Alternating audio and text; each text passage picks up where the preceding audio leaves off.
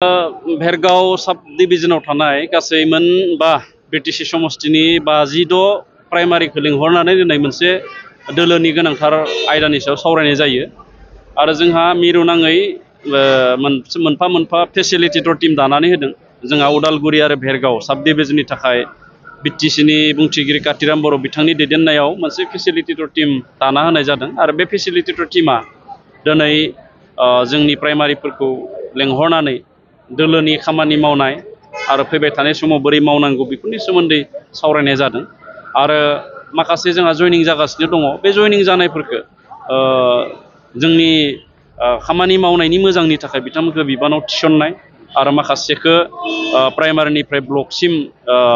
पदोन्नति जायखौ आपग्रेडेसन होनना बुङो बिदि खालामनाय आरो ब्लकनिफ्राय सेन्ट्रेलसिम आपग्रेडेसन खालामनाय बेफोरबायदि बाथ्राखौ दिनै सावरायनाय जायो। जों नुबाय खिन्थु बिजेपियावबो गोबां माने बिपिएफनिफ्राय जयेन जागासिनो माने दा फैबाय थानाय इलेक्सनाव माबायदि बेथ' बिपिएफ दोलोनि सिंनि खोथा जाहैगोन बिथांमोना गावसोरनि सोद्रोमाफोरखौ बा गावसोरनि दैदेनगिरिफोरखौ मानो हमथानो हायाखै ओरैनोथ' बिटिसिनि बारग' गाहाय बिथां हाग्रामा महिलारिया बुंगासिनो दङ जे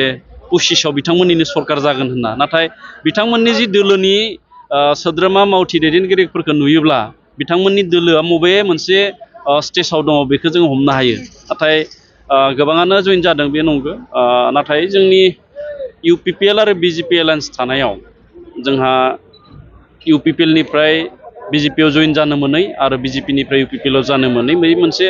जोंहा नियमा दङ आरो बे नियमखौनो जों फालिनानै दङ।